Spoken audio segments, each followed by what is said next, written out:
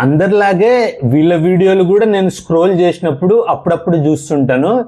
First చూసినప్పుడు నాకేమనిపించిందంటే ఏంటిదబ్బా ఇదేం క్రియేటివిటీ, ఇదేం ఫన్ను అని అనుకున్నాను.